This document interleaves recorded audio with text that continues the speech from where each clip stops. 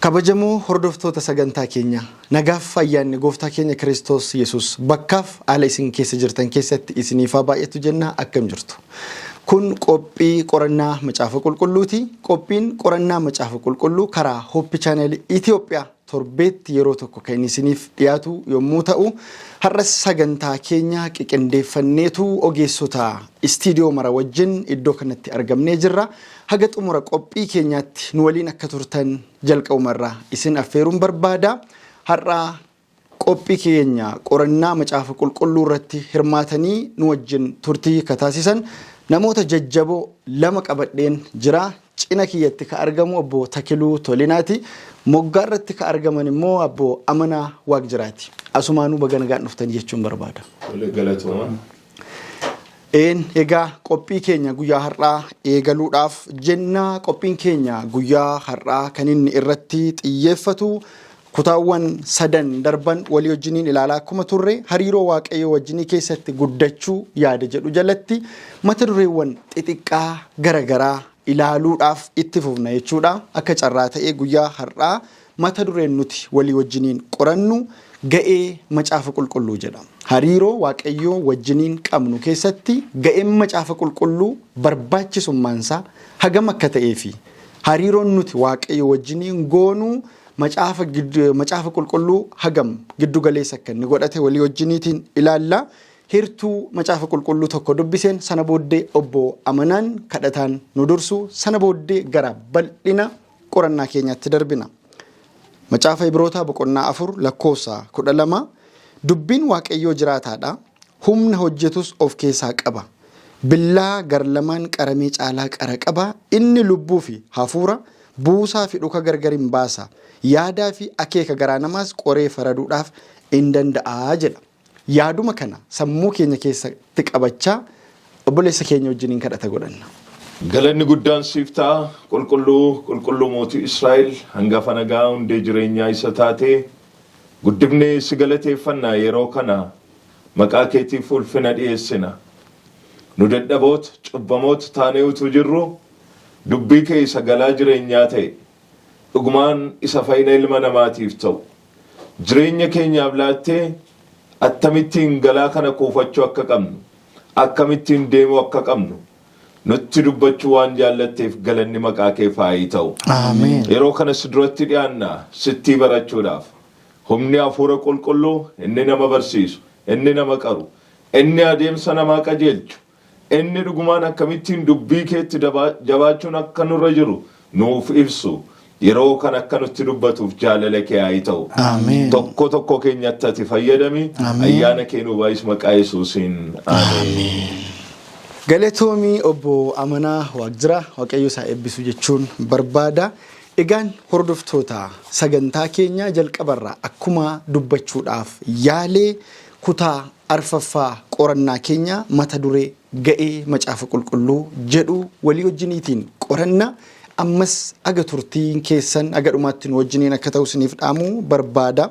Akkuma amma heertuu dubbifannee ga'ee macaafa qulqulluu waan jedhu jalatti waa'ee dubbii waaqayyoo isa jiraataa humna akkamii akka inni of keessaa qabu billaa qara lamaan qarame caalaa sagaleen waaqayyoo macaafi qulqulluun humna akka qabu muruuf waa tokko gochuudhaaf humna jabaa akka inni qabu erga nuuf ibsee booddee lubbuu fi hafuura buusaa fi dhuka gargar hin baasa. Yaadaa fi akeeka garaa namaas qoree faraduudhaaf humna qaba waan jedhudha. Heertuu kana keessatti ka ibsamee jiru.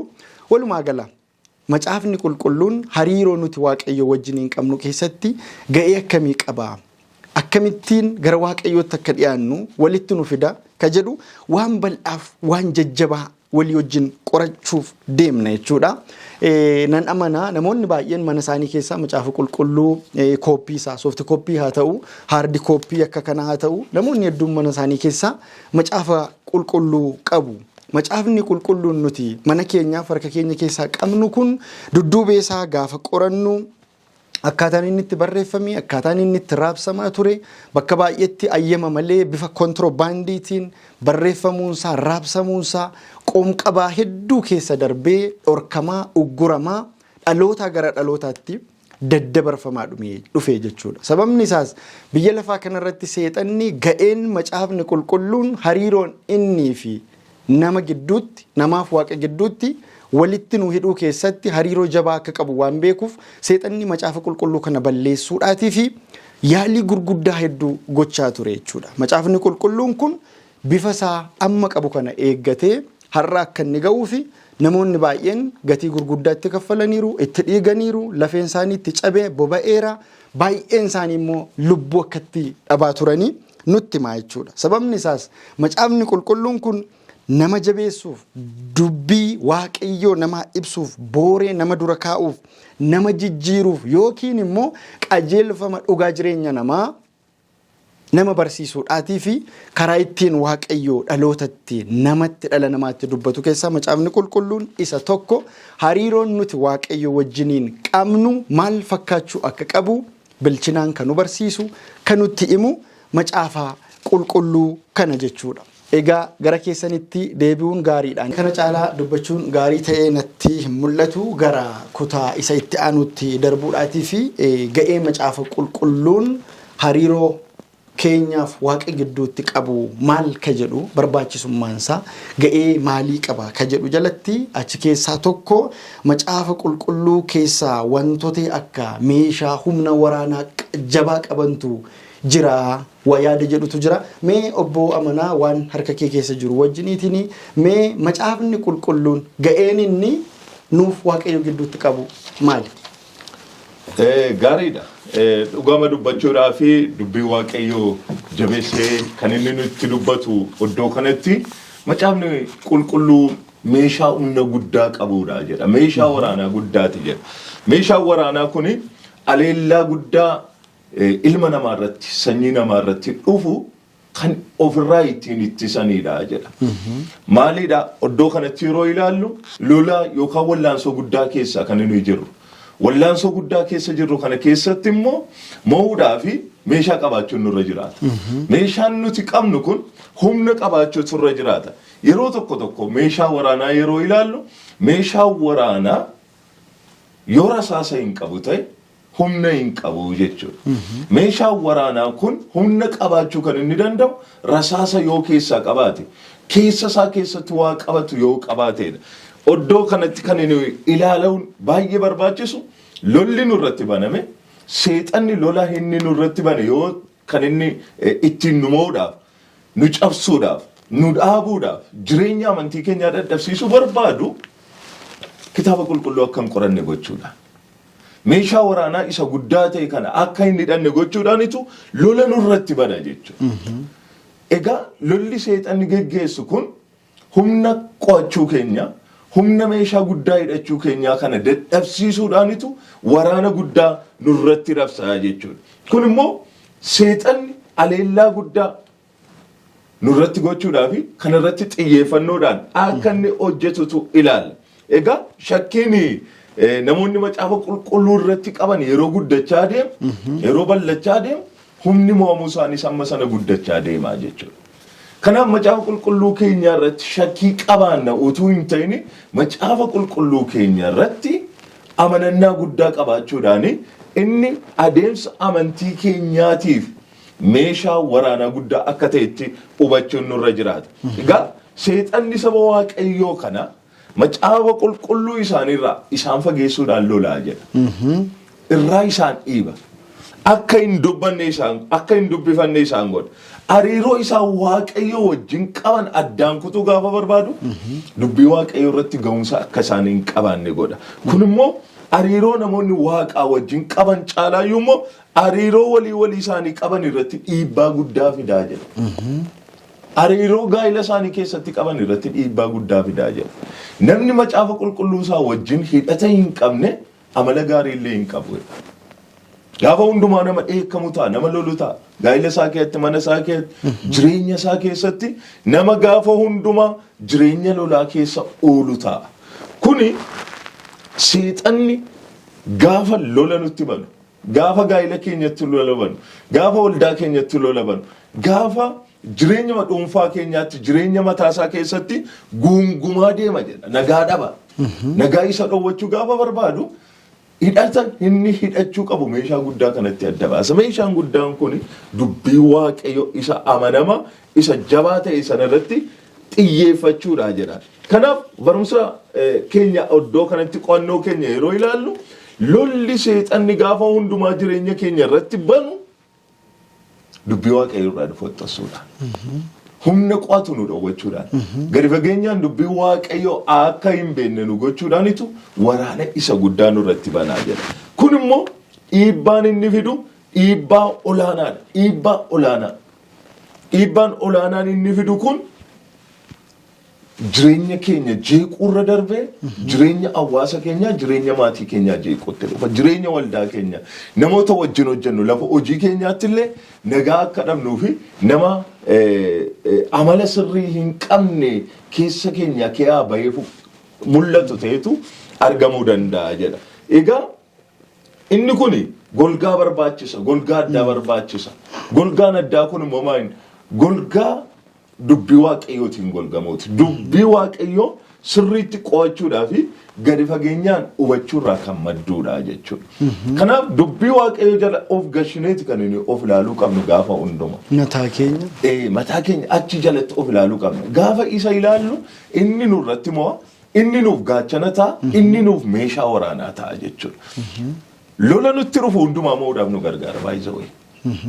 Amaloota keenya qajeelchuu duwwaa utuu hin ta'in lola nutti dhufan hundumaa akka lolluuf nu gargaara jechuudha.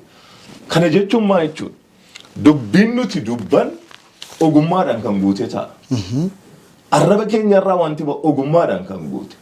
Dubbiin ammeenyaa jallatee dhufe kamiyyuu qajeelchinee akka ilaalluuf illee nu gargaara jechuudha. Sun immoo amala sirrii, amala qajeelaa, dubbii waaqayyoo irratti hirkate kan jireenya amala keenyaa jijjiiru duwwaatu hin ta'in ammeenya bakkeedhaa dhufu gaarummaatti akkamittiin geddaruu akka dandeenyu illee kan nu barsiisudha. Yeroo sana ofii keenyaa nagaa qaban, maatii keenyaa wajjin nagaa qaban, hawaasa naannoo kee jirru wajjin nagaa qaban, bakka hojii keenyaatti nagaa qaban, sababiin isaa dubbii waaqayyoo irratti ijaaramuurraa madda waan ta'eef isa hidhuun kaasuu barbaadan iddoo kanatti. Galatoomii amana waan bal'aa fi waan jajjabaadha kanatti nuuf kaastee fakkeenyota gaggaariidha kanatti fudhattee waa xiqqootti dabaluudhaa fi macaafni qulqulluun humna qaba. Macaafa qulqulluu ededuma dubbisaa deemnuutiin amala waaqayyoo shaakalaa deemna. Sababni isaas wanti macaafa qulqulluu kana keessatti barreeffame waan jireenya keenya bu'uuraa jijjiiraa deemudha. Waan amala keenya jijjiiraa deemudha. Waan ilaalcha keenya jijjiiraa deemudha. Amala waaqayyootu macaafa qulqulluu keessatti barreeffame sababii jiruuf namni gad of deebisee kadhataatiin qorannaatiin macaafa qulqulluu dubbisu qajeelummaa shaakalaa deema. Jireenya isaa keessatti waan isa gargaaru shaakalaa deemaadha.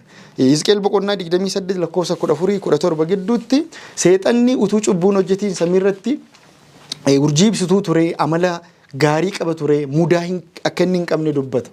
Yeroo sana sagalee waaqayyoo dhaga'aa ture jedha. Garuu ededuma ededaan koormaansaa of tuulummaansaa keessatti gaafa guddachaa deemu sagalee waaqayyoof dubbii waaqayyoo iddoo dhowwateedha. Dubbii waaqayyoo gaafa iddoo dhowwatu amala jallinaatu keessa isaa guutee dhumarratti samii teekkanni gadi darbatame nutti hima jechuudha. Akkuma kana namoonni har'a sagalee waaqayyoo hin qoratan yoo ta'e, hin dubbisan yoo ta'e amala waaqayyoo isa gaarii baruu hin danda'anidha. Amala waaqayyoo gaafa hin baranne immoo namni jireenya isaa isa afuuraa qofaaf otoo hin taane hawaasummaansaa, gaa'illisaa, maatiinsaa, hojiinsaa waa biraatiin akka inni jeeqamu ka'ati kaastee waan meeshaa gara obbo Takiluutti darbuudhaatii fi kutaa itti aanu keessatti immoo macaafni qulqulluun aangoo qabaadha. Mee aangoon macaafni qulqulluun kun qabu jireenya keenya keessatti haa ta'u, mana keenya keessatti haa ta'u, hawaasummaa keenya keessatti aangoo akkamii qaba caafanni qulqullaa'an? Hariiroon dhiibbaa gaarii inni waaqayyo wajjin qabaachuu keenya keessatti uumu immoo maali ka jedhuu fi walumaa gala aangoon caafata qulqullaa'aa maali jetta Takiluu? Tole, duraan dursee waaqayyoo si haa eebbisu jechuun barbaada. Wiirtuun barnoota keenyarraa inni guddaan kitaaba qulqulluu irratti hundaa'a. Aangoo akkamii qaba kitaabni qulqulluun kan jedhu irratti hundaa'a. Kanaaf wiirtuu kana gadi fageenyaan qorannaa jechuudha. Wiirtuu kana keessaa akkuma obboleessi keenya amanaan kaasaa ture kitaabni qulqulluun keenya kuni maalidha? Meeshaa waraanaa humna qabuudha kan jedhudha. Xiyyeeffannoon torban kanaa inni guddaan mata duree kana keessa jira. Mata duree kana keessa jira. Kanaaf wanta obboleessi qamanaan jirratti waan xinnoo dabalee gara gaaffii keetiitti deebi'uu barbaada. Egaa akkuma jalqaba kaasaa turre kitaabni qulqulluun keenya meeshaa waraanaa humna qabudha. Kan humna hin qabne miti. Kan humna qabudha. Kanaaftu yeroo hundaa amaloota adda addaa keessattitu argina. Isaan keessaa inni tokko humna ittisaa qaba. Humna waa ittisuu qaba. Humna itti waa nu deebisuu danda'u qaba. Yesuus Kiristoos yeroo lafa onaa keessatti ittiin qoramaa ture wanta inni jedhee ittiin diina ofirraa yookaan seexana ofirraa deebisetu jira. Maal jedhee? Barreeffamee jira. Barreeffamee jira jedhe. Kanaan diina sana mo'ateeraa jechuudha. Kanaaf barreeffamee jira jedhe. Waan barreeffame sanas beekaa jechuudha. Beeka. Inni kan biraan kitaabni qulqulluun keenya humna jijjiiramaa qaba. Humna waan jijjiiruu qaba. Macaafni qulqulluun akka kitaaba seenaa tokkotti qofa kan dubbifamu osoo hin taane humna waa jijjiiruu danda'uu qaba. Jiraataadhas. Kitaabni qulqulluun keenya jiraataadha. Ibroota boqonnaa 4 lakkoofsa 12 irratti fudhanne maal jedha dubbii waaqayyoo maalidha? Jiraataadha. Humna qaba. Billaa maalidha? Billaa qara 2 qabudha jedha. Kanaaf sagaleen waaqayyoo dubbii waaqayyoo yoomiyyuu maalidha? Jiraataadha. Jiraataadha. Kanaaf humna waa jijjiiruu qaba. Inni kan biraan kan ittiin tooftaa diinaa ittiin adda baafnee barru xiyyeeffannaa diinni saba waaqayyoo irratti kan inni ittiin godhu kan ittiin adda baafnu maalidhaani sagalee waaqayyooti. Sagalee waaqayyoo immoo kam keessa jira? Kitaaba qulqulluu kana keessa jira jechuudha. Seexanarra macaafa qulqulluu yookaan kitaaba kana akka isa bara durii gubuun barbaadu. Balleessuun barbaadu. Namni akka inni irratti hin xiyyeeffanne godha. Atteeshiniin keenya yookaan xiyyeeffannoon keenya kitaaba qulqulluu irra akka inni hin taanetu godha. Yoo fudhanne irra rakkoo guddaatu maatii keenya keessa jira. Yeroo keenya yeroo baay'ee maal irratti balleessina? Kaan keenya tiiktookii, kaan keenya yeroo dheeraa televezyiinii ilaaluu, feesbuukii ilaaluu, sooshaal miidiyaa adda addaa irratti dabarsina. Kanaan seexanni mana tokko keenyaa galee jira jechuudha. Xiyyeeffannoon sagalee waaqayyootiif kitaaba qulqulluuf qabnu maal godheera? Gadi buuseera seexannii jechuudha. Kanaaf akka kanaan dura kitaaba qulqulluu nama baatu maal godhu hin ari'atu seexanni. Akka kan waan biraatiin bakka buuseera jechuudha. Akkati kitaaba qulqulluun dubbifne yeroo si dhowwata. Yoo inni nagaddatee atteeshiniin kee nagadarra akka jiraatu. Yoo immoo barataa ta'e yeroo hundumaa atteeshiniin kee barumsa kee duwwaarra akka jiraatu malee sagalee waaqayyoo kanaaf akka ta'e yeroo laattu hin godhu jechuudha. Kanaaf daawwattoonni keenya gaaffii isaan of gaafachuu qaban tokkotu jira. Guyyaa tokko keessatti sa'aatii meeqa sooshaal miidiyaa irratti dabarsu? Akka maatii kootiitti, akka maatii keetiitti, akka maatii keetiitti sooshaal miidiyaa irratti sa'aatii meeqa dabarsina? Akkuma kana immoo seenaa keessatti daqiiqaa muraasa isa dubbii waaqayyoo isa billaa qara 2 ta'e kana dubbisuuf immoo yeroo amman fudhanne hundumti keenya akka of gaafannudha.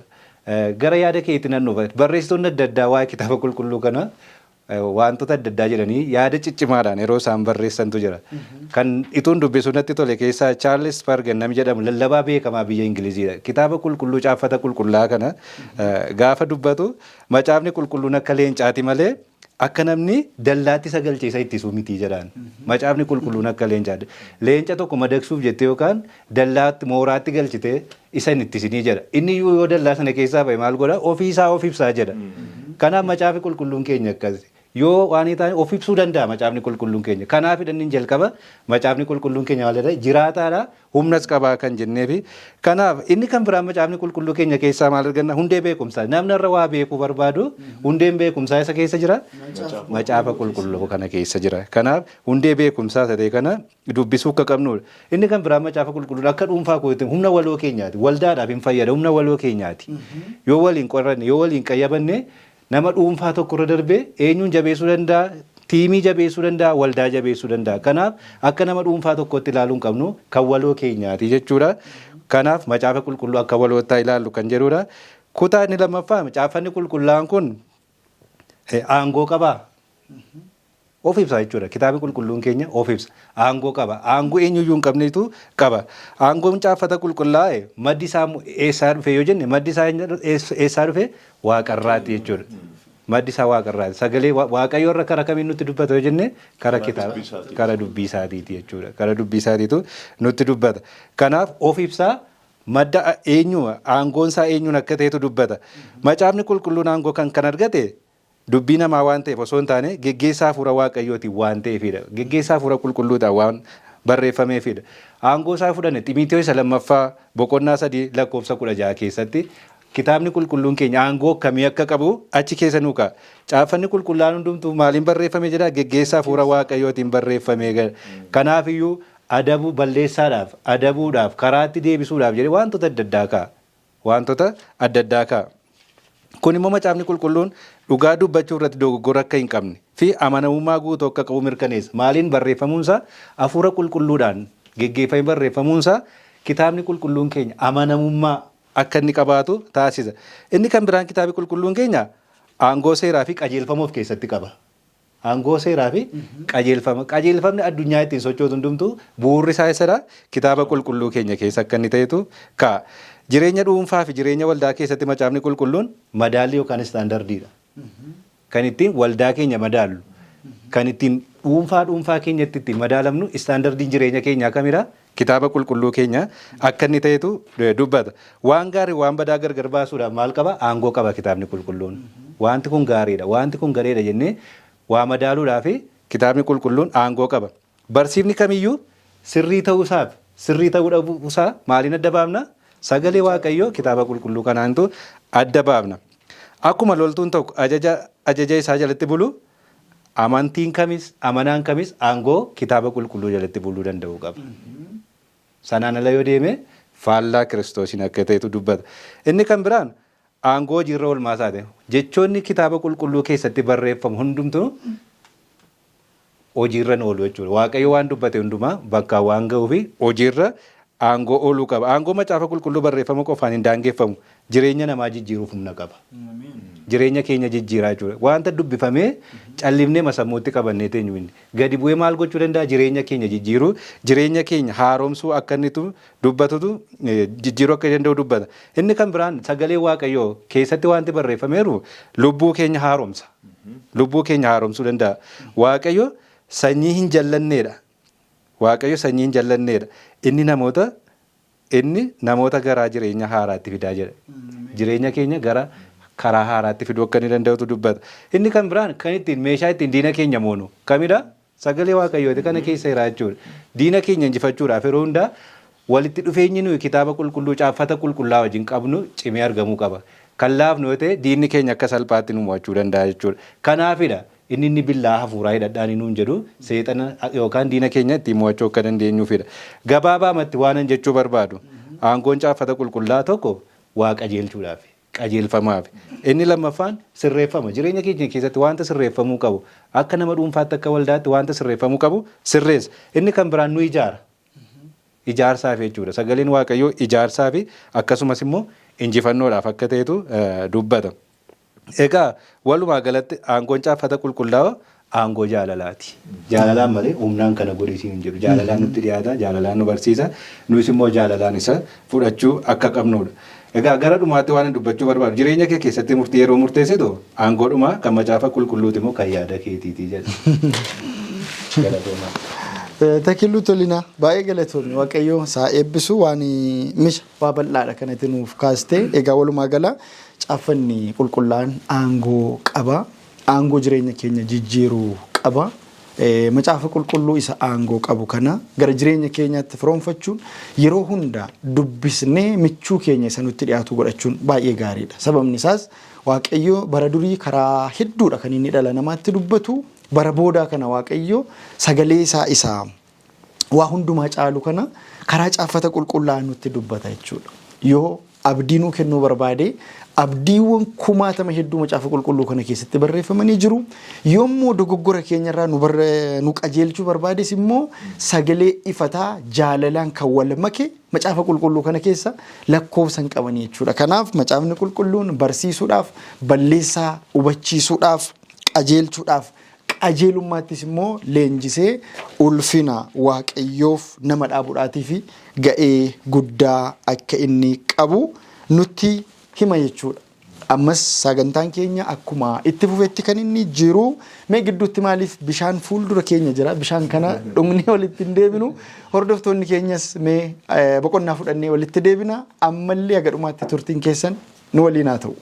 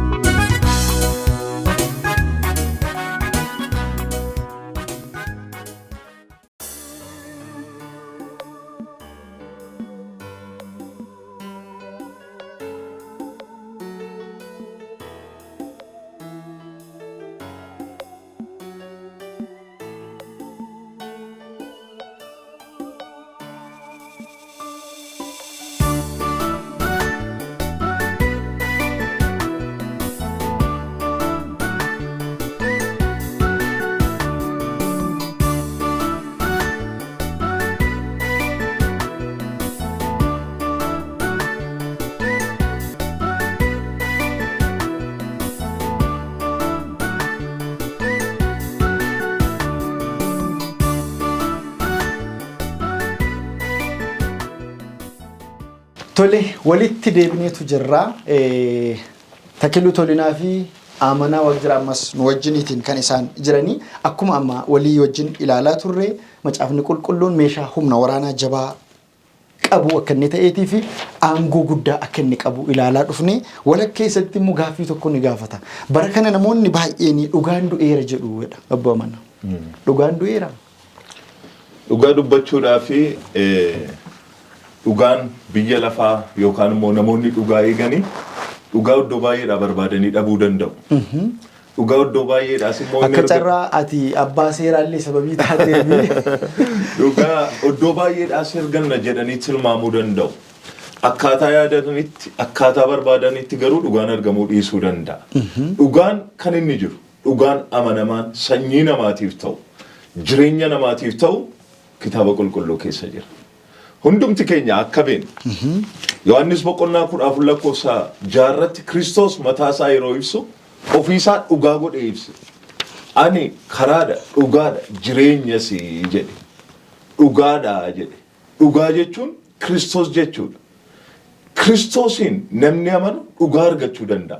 Yookaan haqa argachuu danda'a. Yookaan immoo dhugaa isa quubsu sana argachuu danda'a. Namoonni dhugaa isaan quubsu argachuu dhiisuu danda'u. Yeroo tokko akkuma sila jettee iddoo tokkotti dhugaa yoo dhabdu iddoo biraatti argadha jettee deemta.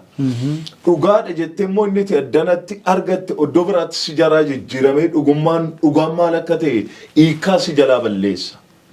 Kitaabni qulqulluun keenya garuu dhugaa amanamaa of keessaa qaba. Wangeela Yohaannis boqonnaa 17 lakkoofsa 17 dhannee yoo ilaalle dubbiin kee dhugaadha. Dhugichi immoo isaan maal godhe? Dhugichaan isaan qulqulleessi jedhe. Dubbiin kee dhugaadha. Dhugaan sun immoo isaan qulqulleessuu qaba jechuudha. Dhugaa ta'uudhaaf namni yookaan immoo qulqullaa'uu kan barbaadu yoo ta'e namni dubbii dhugaa kanatti amanuutu irra jiraata jechuudha. Dubbii dhugaa kanaa wajjin jireenya isaa wal fudhachiisuutu irra jiraata. Kun immoo kan inni argamu kitaaba keenya. Kitaaba qulqulluu sirnaan qo'achuu irraa dhufa. Faarfannaa 12:6 yoo ilaalle dubbiin Waaqayyoo dubbii qullaadha. Inni akka meetii iddoo ibiddaatti 7 boqotamee qullaayitii jedhaan. Inni dubbii qullaadha. Dubbii Waaqayyoo dubbii qullaadha. Ameen. Inni akka meetii isa ibidda keessa galee iddoo baay'eetti qoratame ilaalameeti.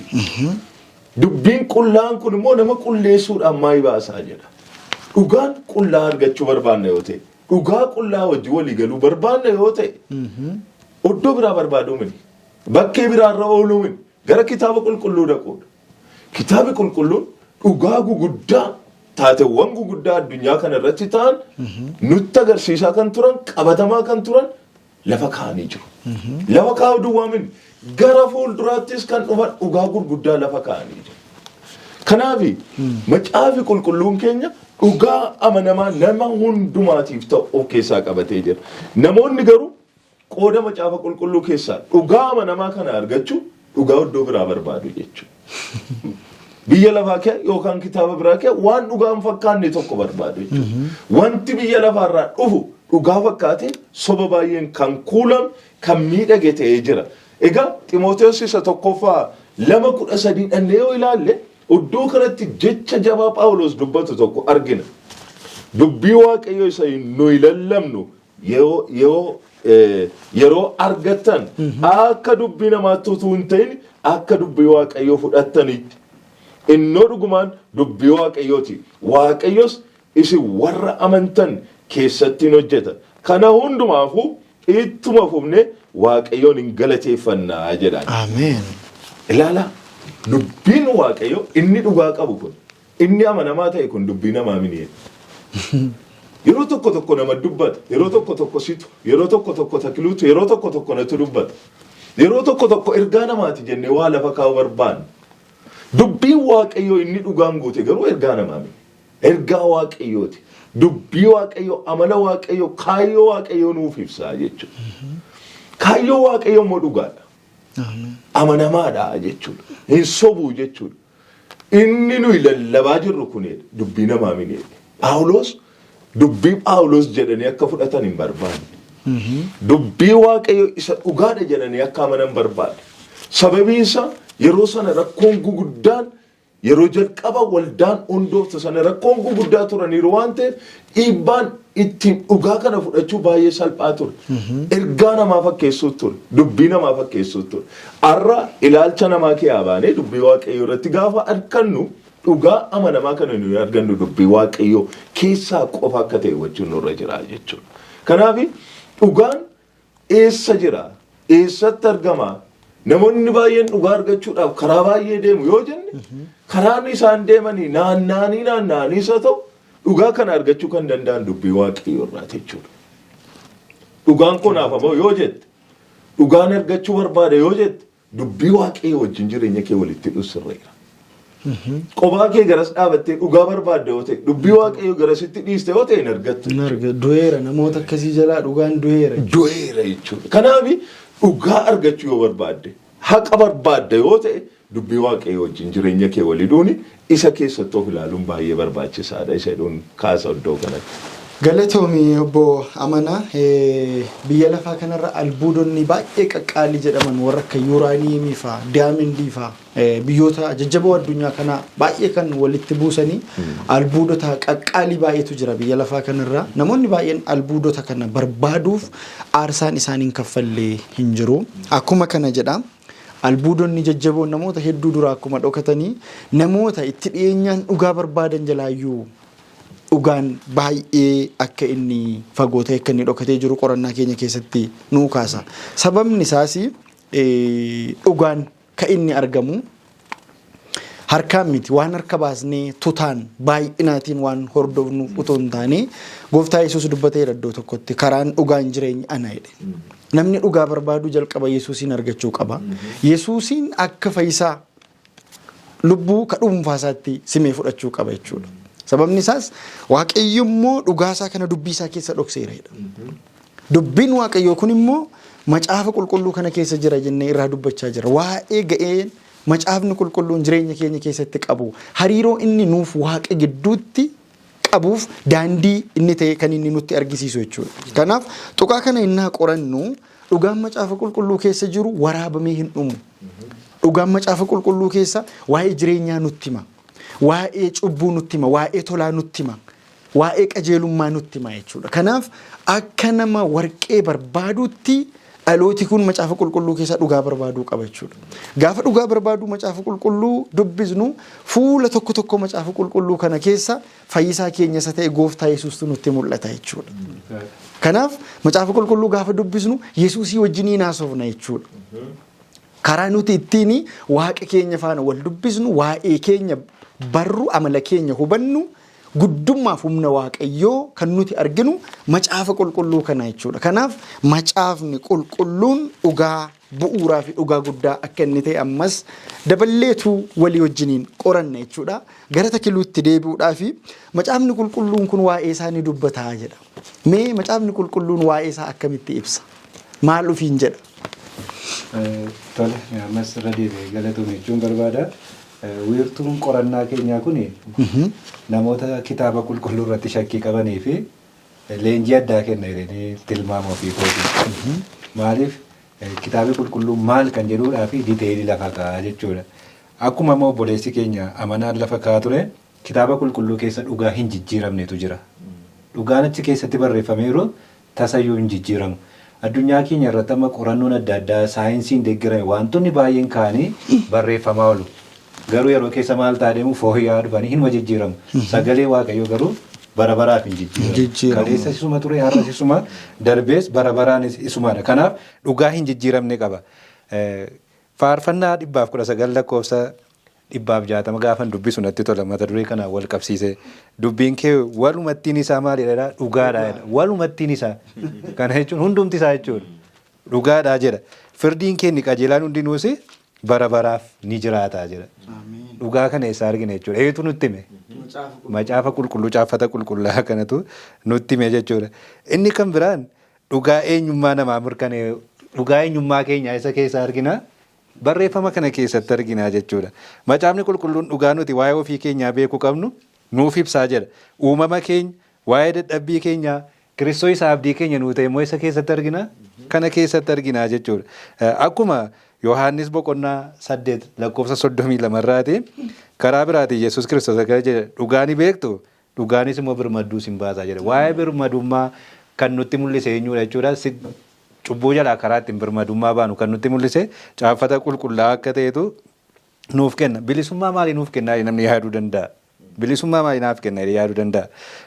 Dhugaa dubbachuudhaa fi dhugaa macaafa qulqulluu nama shakkii qabu waa'ee Kiristoos irratti nama sodaa du'aa qabu garbummaa cubbuu fi yaada mo'amuu jalaatu maal godhaa? Bilisa isaan baasa. Bilisa isaan baasa. Inni kan biraan akka inni dhugaa jiraataadha. Kanaaf daawwattoonni keenya shakkuu hin qaban. Kitaabni qulqulluun dhugaa jiraataa akka inni ta'e dubbata. Inni kan biraan ilaalchuma keenya yoo akka inni qulqulleessuu danda'u sammuu keenya akka inni boqochiisu karaa isa haqaa immoo akka inni nutti argisiisutu nuuf ka'a jechuudha.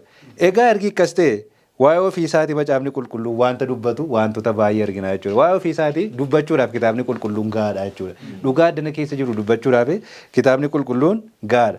Fakkeenyaaf yeroo murtoo guddaan rakkoon qonqabaan adda addaa nutti dhufu yoo gara kitaaba qulqulluu keenyaatti gara caaffata qulqullaa'aa keenyaatti fiigne waa'ee keenya waa'ee rakkina keenya waa'ee dadhabbii keenya maal godha nutti dubbata jechuudha. Nutti dubbata.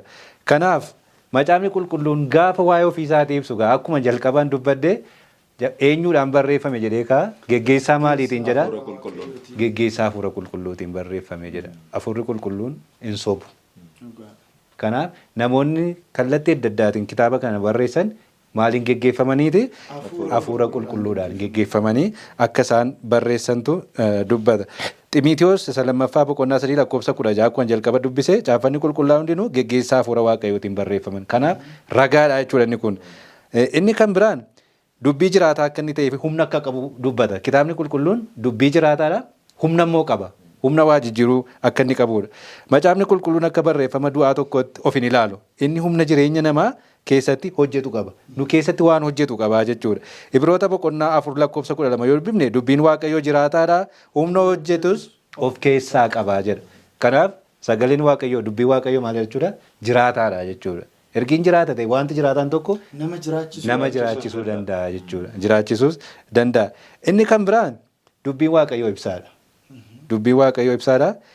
Karaa keettis, karaa kootis, karaa namoota hundumaattis ifa hin kennaa jedha. Ifa hin kennaa jedha.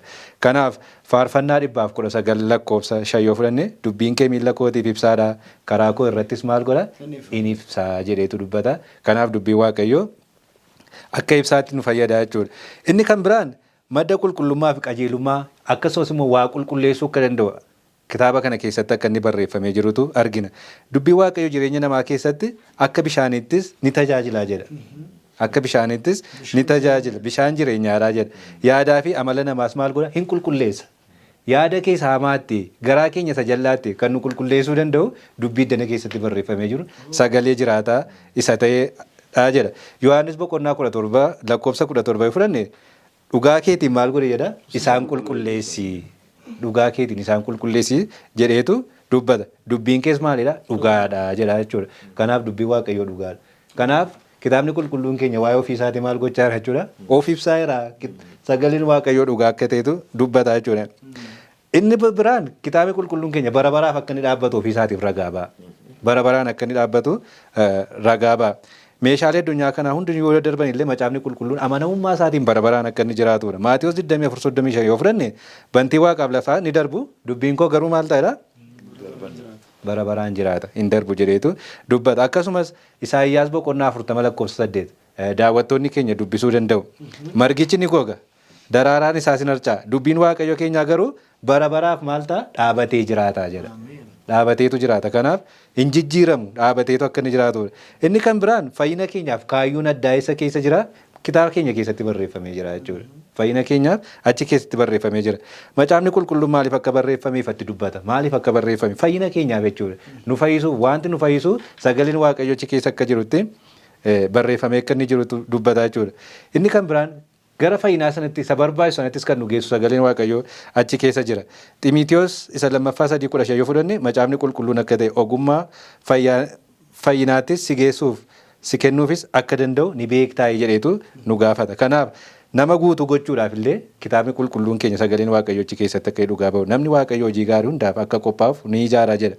Egaa gabaabaadhumatti macaafni qulqulluu waa'ee ofiisaati yeroo dubbatu inni dhugaa, ifa, billaa, ibsaa fi nyaata hafuuraa ta'uusaa mirkaneesseeraa jedha. Inni madda ogummaa addunyaa kanaa osoo hin taane madda jireenya bara baraati jedha. Kanaaf waa'ee isaa ofiisaatii kitaabni qulqulluun haala gaariidhaanitu of ibsaa. Dubbinee yeroo hundaatti dhiyaachuun immoo gahee keenya jechuun barbaada. Galatoomii Takiluu ani waa baay'eetu natti dhaga'amaa ture yeroo itti dubbattee argitanii baay'ee namatti tolu macaafni qulqulluun baay'ee nama ajaa'iba. Kitaabota hedduutu lafa kanarra jira. Baroota duriirraa akka jalqabe saayinsistoota, piroofeesaroota, dookteroota, hayyuuwwan garaagaraatiin namoota siyaasa gaggeessaniin kitaabonni hedduun barreeffamanii lakkoofsan qaban. Garuu waa hundumaan olitti dhugaawwan jajjaboo bu'uura jireenya dhala namaa fayyadan hedduu kan of keessatti qabatee fi hinuma kitaaba barriitti hin dabarre. Kitaaba hin dulloomne, kitaaba qabiyyeesaa har'a yoo dubbiste waggaa har'aas irra deebite yoo dubbiste haaraa adeemu. Kuni kitaabota biraarraa adda ta'uusaa qofa otoo hin taane ka ammati dubbatte sana kitaabi qulqulluun gaggeessaa hafuura qulqulluutiin yaada waaqayyootiin itti fufi. Sana duwwaas immoo utuu hin ta'in kitaabi qulqulluun nama hundumaa giddu galeessa kan godhatedha.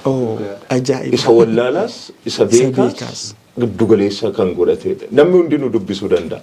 Kitaabota namoonni bebbeekamoon addunyaa kanaa barreessan namoota murtaa'antu dubbisuu danda'a. Kitaabi qulqulluun garuu seenaa jireenya nama hundumaa keessatti gita hundumaa kan walitti harkisudha.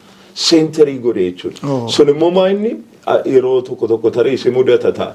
Namooti ati hin baranne jette yeroo isaan macaafa qulqulluu dubbisan argita. Dubbisuu qofa miti barreessuu isaa keessatti illee ittiin lallaban dubbisan.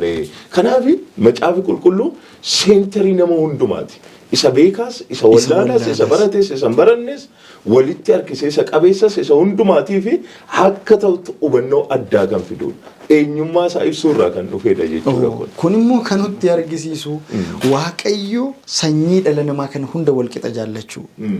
Yeroo tokko immoo kitaabota biyya lafaa kana qaama ilaallatu qaba. Kitaaba warri siyaasaa barreessanii tarsimoo siyaasa isaanii irratti wanta itti aman irratti kan isaan barreessan, istiraateejii isaanii irratti kan isaan barreessan. Warra filosoofii yoo ilaalte wanta appilaayi godhanii irratti hojjetan, riisarchii irratti gaggeessan irratti jechuudha. Macaafni qulqulluun kun garuu nama hundumaa giddu galeessa godhachuusaa kan nutti himu Waaqayyoo nama hundumaafiyyuu walqixa ilaalcha walqixa jaalala walqixa akka inni qabu. Kaayyoon isaa inni guddaan jaalala Waaqayyoo nama barsiisuudha. Karaa jireenyaa isa dhugaa, karaa ifaa isa dhugaa, jireenya isa barabaraa karaa namni irra deemee gara sanatti galu nama hubachiisuudha. Kanaaf kan inni Katakiluun salarraa dubbataa ture. Barsenaalii jireenya tokko keenyaaf macaafni qulqulluun anaan amala koo natti hima. Amala Waaqayyoo immoo natti argisiisa. Siinis tokko keenya namoota sagantaa kana daawwataniifis macaafni qulqulluun ka dhuunfaa keenyaati jechuudha. Dhuunfaa isaa godhatee yoo namni dubbise hinumaa gaafa dubbisnu gara dhumaatti hafuuraan gaggeeffamne kadhachaa dubbisuu qabna jedha. Sababni isaas macaafa qulqulluu akka nama fiikshinii yookiin asoosama dubbisuutti garjaf goonee irra darbuun nurra hin jiraatudha. Sababni isaas macaafa qulqulluu dubbiin as keessa jiru kun dubbii jireenyaati. Dubbii ogummaati. Dubbii jireenyaa kan immoo kan namaa ibsu, dhoksaasaa kan nama hubachiisu hafuura qulqulluudha. Hafuura qulqulluutiin barreeffame waan ta'eef nus gargaarsa hafuura qulqulluu kadhachaa dubbisaa deemna jechuudha. Gaafa bifa kanaatiin dubbisaa deemnu Waaqayyoo karaa hafuura qulqulluu dhoksaa as keessa jiru nuu ibsaa. Gaafa ibsisaa, iftisaa, dhugaansaa gaafa sii galuu itti qabamtee akkati jiraattuuf si gargaara jedha. Kanaaf asumaan dubbadhee darbuu ka barbaadu hordoftoonni sagantaa keenya macaafa qulqulluu hiriyyaa keessan godhadhaa. Macaafa qulqulluu keessan dubbisaa. Macaafa qulqulluu keessa barsiisi jiru barsiisa eenyullee isin barsiisu miti. Macaafa qulqulluu keessa dhoksaa jiru dhoksaa raajii inni kamillee nutti himee nu barsiisuu danda'u miti. Ofiisaayyuu waa'ee isaanii dubbata. Of ibsa macaafni qulqulluun ofumasaa. Kanaaf macaafa qulqulluu yeroo hunda dubbisuu akka qabnu jabeessee dubbachuun barbaada. Ogeessi kaameraa keenya saatiin keessan dhumeera jechaa jira. Tarii obbo Amanaa gara dhumaa irratti mee haalli keenya maal ta'uu qaba? Macaafni qulqulluun erga waa'ee isaa akka kanatti ibse nuu maal gochuu qabna ka jedhu irratti daqiiqaa muraasaaf carraasii kenneera. Macaafa qulqulluu keenya akkamittiin ofiisaa kan ibsu akkamittiin aangoo akka qabaatu akkanatti kan of agarsiisu yoo ta'e nummoo of eeggannoo gochuun nurra jiraatu immoo macaafi kun ifa godhee qo'annoon keenya lafa ka'a. Amala keenya isa rakkisaa yookaan ilaalcha keenya isa rakkisaa akkuma waan macaafi qulqulluu lafaa ka'ee nu qajeelchutti hubachuu immoo hin qabnu jedha. Maal jedhee kaasa iddoo kanatti yeroo tokko namoonni tokko waan isaan godhan argita. Macaafa qulqulluu dubbisuu nuufurraa kan ka'e macaafa isaanii cufaniitu akkanatti bananii lafa dhaqanii dubbisan akka waan isaan geddaruutti yookaan jijjiiruutti ilaalu. Kuni akkaataa itti macaafa qulqulluu qo'achuudhaaf hubannoo dogongoraa qabnuudha jedha. Amala keenya isa rakkisaa isaaf hin taane kana akka qajeelchu yoo barbaanne macaafa qulqulluu keenya sirnaan hafuura qulqulluudhaan qo'achuun nurra jiraataa jedha.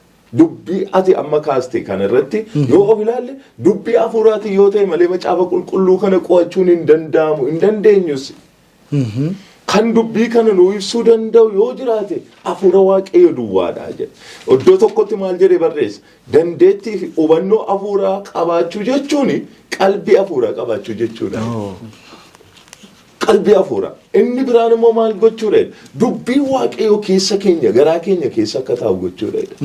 Iyyoob 22 irratti maal jedha? Seera afaan isaa keessaa ba'u fudhadhu. Dubbii isaas garaa kee keessa kaa'adhu. Dubbii waaqayyo garaa kee keessa. Amma wal fudhachiisuu qabda jechuudha. Qaama kee wajjin, jireenya kee wajjin dubbii dhugaa kana ani dhugaadha isa jedhu, ani aangoon qaba isa jedhu, ani si jijjiiruuf si fayyisuudhaaf.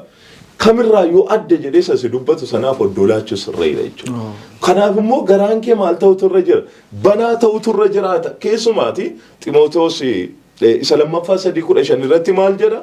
Mucummaa keetii jalqabdee caaffata qulqullaa'aa Kiristoos Yesuusitti amanuudhaan akka fayyitu ogummaadhaaf siif kennuu danda'u akka barteen beektaa jedha. Mucummaa keetii jalqabdee jedha. Ijoollummaa keetii jalqabdee waa'ee macaafa qulqulluu waa'ee dubbii waaqaa waan baay'ee bartee dhufteetta. Amma kan si barbaachisu garuu maal garaa kee keessatti keessa kee keessatti dubbii waaqayyo jireenya kee wajjin wal fudhachiisudha. Sababiin isaa si moosisa, humna qaba, aangoo qaba, sirraa sittisa akkuma sila kaatu. Waan sirraa ittisuus baay'ee qaba. Qajeelfama ati lafa kanatti ittiin qaxxaamurtuudha. Macaafa hafuuraa tokko maal jedha? Namoonni xiyyaara balaliisan, namoonni doonii irraa galaana guguddaarra sochoosan maaliin socho'u? Kompaasiidhaan socho'u. Eessatti gara deeman hin beekan daandiin qabu ispaaltii mini jechuudha xiyyaara. Garuu kompaasiidha. Jireenya kiristaanaatiif dubbii waaqayyo kompaasiidha. Gara itti adeemnu nutti agarsiisa. Lafa dukkanaa jirtu kana keessatti ifa guddaa kan nuuf ta'u akka amma jedhame ifa miilla keenyaati akkuma jedhame ifa kan nuuf ta'u. Jireenya keenyaaf ifa addaa kan fidu garaa keenya keessatti qabachuu kan qabnu dubbii amanamaa akka ta'e hubachuun nurra jiraata. Dubbii waaqayyoo yeroo amannu immoo nu keessatti hojjetaa jedha. Inni immoo hojjechuuf reedii qophaa'aadha laaf. Ofuma isaatii. Garuu maal nu barbaachisa? Amantiidhaan of keessatti fudhachuu nu barbaachisa. Isa kanarratti xiyyeeffannoo gochuun nurra jiraata jechuudha. Dubbii waaqayyoo fi qophaa'aadha, dhugaadha, amanamaadha. Humna qaba nummoo fudhachuudhaaf qophaa'u nurra jira isa jedhuun kaasuu barbaade. Galatoon tajaajila waan itti dabaltu qabdaa dhumarra daqiiqaa tokko. Waan itti dabaluu barbaadu dhugaa dubbachuuf ergi amannee fudhannee kitaaba qulqulluu kan ergi amannee fudhannee haalli garaa keenyaa murteessaadha. Haalli garaa keenyaa murteessaadha. Maaliif dubbiin waaqayyoo yeroo amannu nu keessatti akka hojjetu amanuutu nurra jira. Kanaafidha gara dhumaatti yeroo macaafa qulqulluutti dhiyaadhu haalli garaa fi sammuu kootii maal fakkaata jennee of gaafachuutu nurra jira. Yoo san of gaafanne wanti kitaaba qulqulluu keessatti barreeffame yeroo sagaleen waaqayyoo garaa keenyas sammuu keenyas jijjiiruu danda'a isa jedhutti dabaluu barbaada. Galatoomii lachuu keessanii ulfaadhaa jechuun barbaada sagantaa keenya utuun jaallatiin gara dhumaatti fiduudhaaf dirqamneerraa egaa kabajamtoota hordoftoota keenya ga'een macaafni qulqulluun jireenya keenya keessatti qabuu fi hariiroo nuti waaqayyo wajjiniin qabaachuu qabnu keessatti qoodii macaafa qulqulluu hagam barbaachisaa akka ta'ee fi macaafi qulqulluun kitaabota biyya lafaa kanarra jiranirraa kitaaba addaa amala addaa qabu eenyummaa keenya isa dhugaa kan nutti mul'isu akka daawwitii fi akkuma kana immoo koompaasii ta'ee gara jireenya bara baraatti nu geessuu keessatti amalaaf halluu eenyummaa fi humna waaqayyoo isa dhugaa nutti mul'isuu keessatti ga'een macaafni qulqulluun qabu guddaa akka ta'e walii wajjin ilaallee turre. har'an wajjiniin ka turan Takiluu Tolinaa fi Amanaa Waaqjiraa turtii keessaniif Waaqayyo isin haa eebbisu galatooma jechuun barbaada. Atis galatoomi fayyaa ta'e. Isinis haga dhumaatti kan nu hordoftan hundumti keessan ayyaanni Waaqayyoo isiniif haa baay'atu. Jaalala Waaqayyoo yoo ta'e torbee qorannaa wal fakkaatuun walitti deebina. Hagasitti gooftaan hunduma keessanii wajjiniin haa ta'u. Nagaan nuuf tura.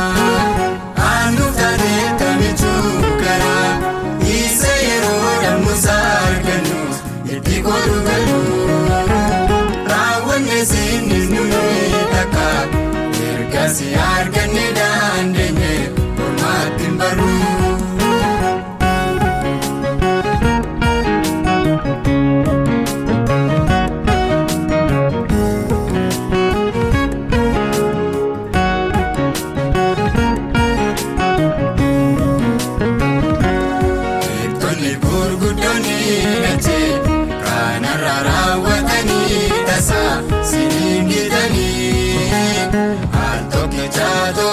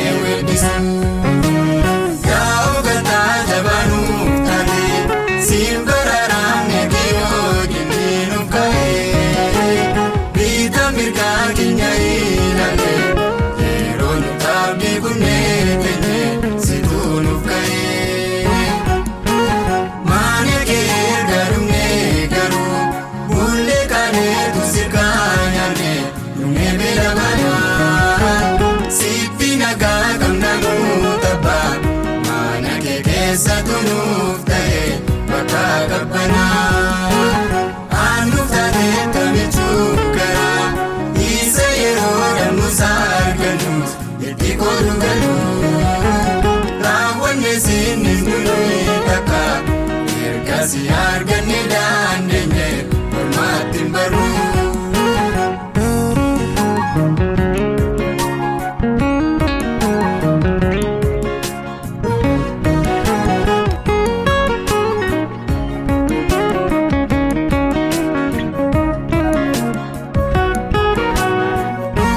Sababa malee miti beekna ofirratti argine si jenna nutoo gochaatee yerootti gubeenu waatalee aduun gammoojjii badhaasinu ta'ee dibaabee utuma to'atu argine deessame lafa argasuu qaba keenya yeroo maraa kanaaf jenneetu si faarsina boqonnaa malee ammayyuu ulfa nu bara baraan eessaan dhufte ati garaa keenya nuyi abdii kutatee ati akkamii argite kulantaa nu yaadessuuf gara dura keenya ijaartutti dhuftee nuuf darbite ariifattee kakabdaa yeroon kaan irra darbeef kanaa lammi irra darbamanii tuuqa keenyeen inni irraa nutoo baay'ee keenya deemsaraa jalqaa negaaru sinii gungumii yaada garaa uumamaa harka kee maala laantee atoo furmaata lataa waan akka kee tasan argamu hoggana bulchitoota lafaa ragurda jalaa eessaan dhufte ati garaa keenya nuyi abdii kutatee ati akkamii argite